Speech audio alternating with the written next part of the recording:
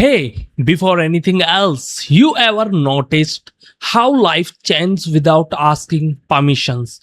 One moment you are just existing, blending in, and the next you are suddenly aware of every little things about yourself, how you look, how people see you, what they assume you. That's pretty much how it started for me. Not too early, not too late, right around 12, when everything begins shifting ways no one really prepares you for. My older brother's puberty followed the expected script. He shot up in height, grew hair in all places where joke about, and by 16 he was shaving like it was some rites of passage. Mine didn't follow that same neat, predictable path. Instead, it came with awkward surprises, moment that felt confusing more than anything else, paired with acne that seemed determined to make every day a little more miserable. The acne was the roast part. Honestly, it was not just a few spots here and there. It was persistent, painful, and impossible to ignore. My mom kept suggesting the usual fixes, like washing my face more often, as if I was not already doing that every chance I got. Even sneaking off during school lunch just to scrub my face again. It didn't help. The doctor said it was normal, something that would pass in the time. The kind of answers that sound reassuring but doesn't actually solve anything. Meanwhile, I could see people around me dealing with the same thing, like Carla from the school band. She had it just as bad until suddenly she didn't, practically overnight. Her skin cleared up like someone flipped a switch. Naturally, I asked how. Her answer was simple: pills. Not from her regular doctor. Thought someone else. Someone who didn't exactly operate the way doctor was supposed to. It sounds sketchy, but when you are desperate, logic doesn't always win. The price was not even that high when you broke it down. And the idea of finally getting a rib of the acne outweighed everything else. So I went. The place didn't feel like a clinic, it felt more like a storage room pretending to be one.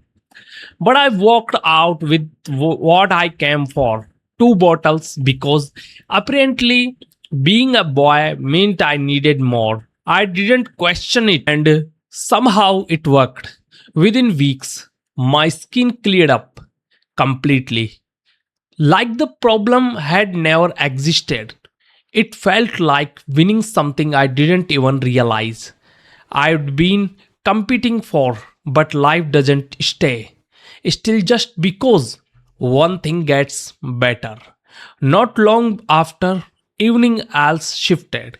My parents, both scientists, both completely absorbed in their work, announced we were moving Alaska. Just like that. New house, new school, new everything. Except, as it turned out, not quite.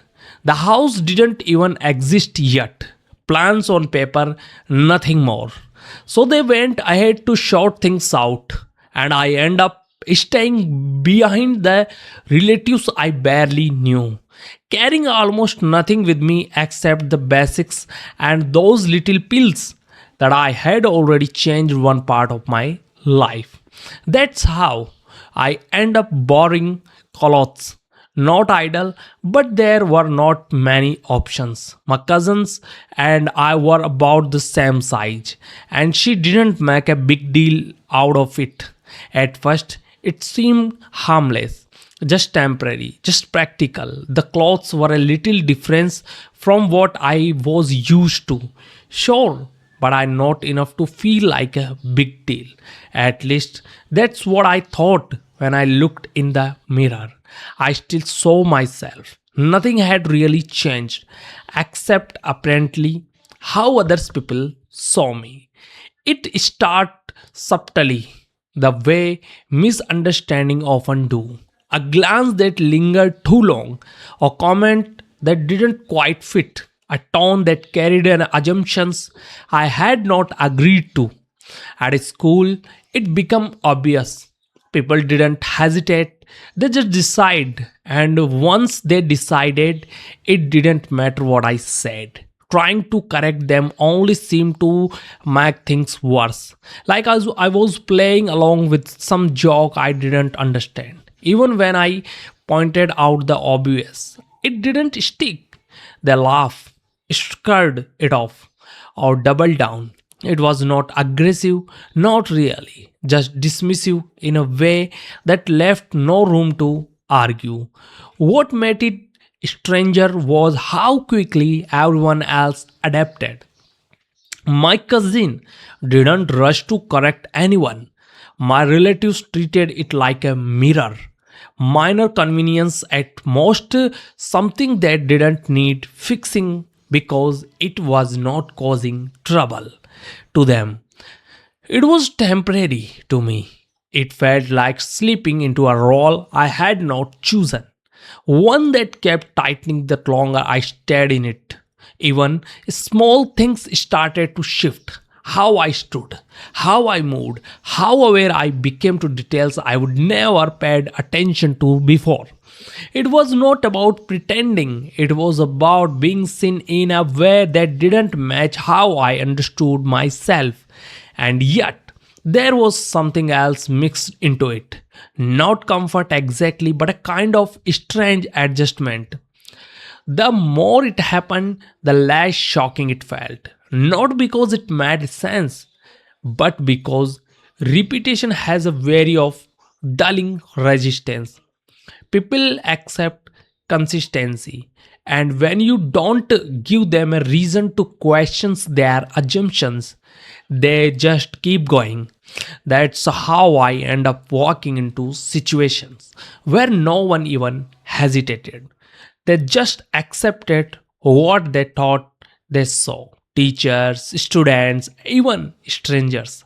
It all blurred together into a version of reality that didn't match mine, but still kept moving forward like it did. By the time the school parade come around, it was not even a question anymore. I was simply included, assigned, directed, fallen into the group without pause. The clothes, the instruction, the expectations, they all followed the same pattern. I could push back, sure, but it didn't change much. At some point, it became easier to just go along with it, at least on the surface. Not because I agreed, but because fighting every single moment was exhausting. Still, there were moments when it hit harder than others, when I caught my reflection or noticed the way people looked at me and realized how far things had drifted from where they started. I was not just about clothes or assumptions anymore. It was about perceptions, about how quickly identity could be shaped by something as simple as appearance and context. And standing there, caught in the middle of it, I could not help but wonder how something so small at beginning had turned into something I couldn't easily step out of it. By the time we got back from the parade, the whole thing should have been over. Just a strange day, something to laugh about later and forgot. That's what I told myself anyway. Only shifting into something more personal, something that followed me indoor instead of staying out with the crowd. My aunt was already making plans, talking about going out for dinner like it was the most natural things in the world, like nothing unusual had happened at all. To her, this was just part of the day, holiday, family, routine. To me, it felt like the situation was stretching further than I expected. At first, I tried to suggest an easy way out, something simple, something familiar. I mentioned wearing what I already had, something that still felt like me. But that idea didn't even land. It was dismissed without much thought, replaced with expectations that matched what everyone else already believed. It was not said harshly, not really. It was calm, matter of fact, like the decision I had already been made somewhere else and I was just catching up to it. And that was the strange part. No one seemed confused, no one questioned it. The assumption had settled in so completely that it guided everything without needing to be explained. Getting ready felt different this time. It Earlier, it had been about blending in, about fitting into a situation I had not choose. But I felt more deliberate, like stepping into something that required a bit more attention. I become aware of details I would have ignored before. How things fit, how they looked together, how small adjustment changed the overall impression. The cousin moved through it all easily, like it was second nature, while I followed along, trying to make sense of it without overthinking every step. It was not about becoming someone else, it was more like learning how much of identity, at least on the surface, is shaped by presentations. When I finally looked at myself again, I paused longer than before. Not because I didn't recognize myself, but because the image didn't match the way I expected things to line up. It was not dramatic or shocking, it was subtle, almost ordinary, and that made it more confusing. If something looks normal enough, people don't question it, they accept it. That's what had been happening all the day, over and over again. And standing there, I realized how little it actually takes for perception to settle into certainty. Dinner itself was uneventfully on the surface. Conversation followed. People laughed, and kind of a small moment that filled in the space of a family outing. No one made a scene, no one pointed anything out. If anything, it felt like I had slipped into the background of their expectations, like I fit into a version of the evening that already existed before I arrived. And maybe that was a most unexpected part of it all. Not the confusion from earlier, not the assumptions, but how quickly everything became normal. Still, there was a quiet awareness running underneath it. Every now and then, I would catch myself noticing how I sat, how I moved, how I spoke, not because anyone told me to, but because I had started to think about it without realizing. It was not pressure exactly, it was more like adapting to the way the moment unfolded. People respond to what they see, and when what they see stay consistent, their reactions stay consistent too. It's a simple loop, but being inside it felt anything but simple. Later later that night, when everything feels finally slowed down and I had a moment to myself, I tried to piece it all together. It had not started as anything significant, just a temporary situation, a practical decision. But somewhere along the way, it turned into something more layered, not a transformations, not a change in who I was, but a shift in how easily identity can be interpreted from the outside. It made me wonder how often that happen, how many times people move through situations shaped more by perceptions than intentions.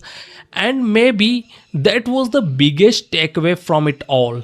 Not the discomfort, not the awkward moment, but the realizations that people see what they expect to see, and once that expectations settle in, becomes its so own kind of reality. Stepping out of it is not always as simple as saying a few words or pointing out the obvious. Sometimes it takes time, sometimes it takes distance, and sometimes you just have to let the moment pass, knowing that it doesn't define everything. It's just one part of a much bigger story still unfolding. So, guys, that's all for today. And keep subscribe, keep follows on YouTube, and support us on Patreon. We will meet you next video. Thank you, guys. Thank you, everyone.